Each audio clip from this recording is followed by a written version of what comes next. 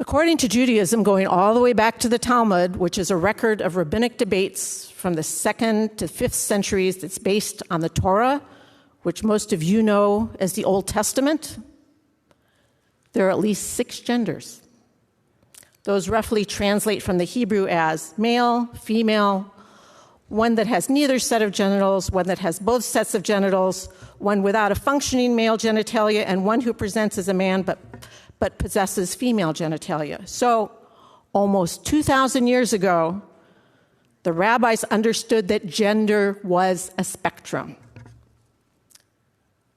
From a Jewish perspective, affirming and supporting the gender identity of a person is rooted in 2 overarching commandments. The first is that humans are created b'tselem Elohim, which means in the image of God. That is from the book of Genesis, or as we call it, Bereshit. Jews believe that God made all humans in the image of God and that each one is completely unique in their own identity and humanity. And we celebrate that diversity as a sign of how wondrous God is. The second moral principle is pekuach nefesh, which means saving a life.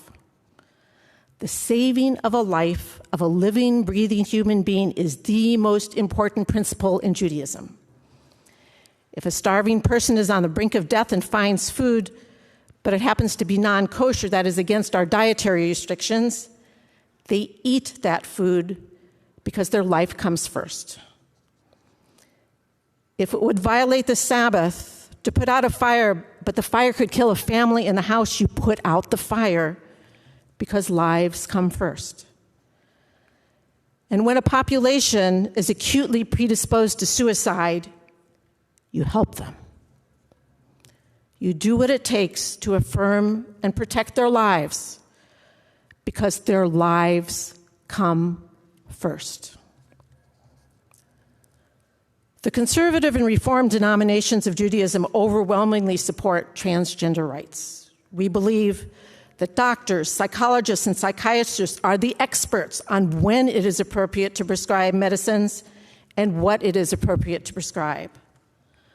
The Committee on Jewish Law and Standards, the conservative denomination's Supreme Court, has issued 3 legal responses on transgender and non-binary issues in the past 15 years.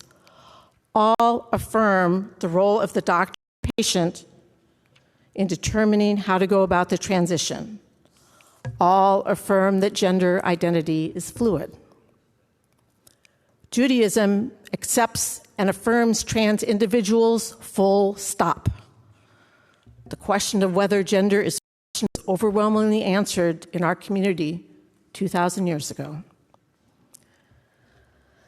Attempts to change, restrict, or ban access to necessary medical care are against the Jewish tradition, in addition to being an assault on patients' rights, doctors' rights, and individuals' rights.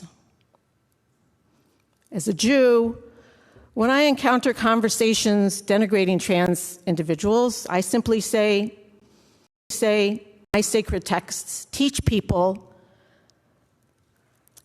that people have a right to trans-affirming health care. We stand with the trans community. All of us in this chamber and all Iowans enjoy the constitutional right to our own religious beliefs. What none of us have is the right to pass a law that imposes our personal religious beliefs on others. This law violates my freedom of religion under the Iowa Constitution. In addition, this law is too vague. It does not make clear that religion-based male circumcision, which is practiced by Jews and Muslims alike, is permissible. That, too, is a freedom of religion issue.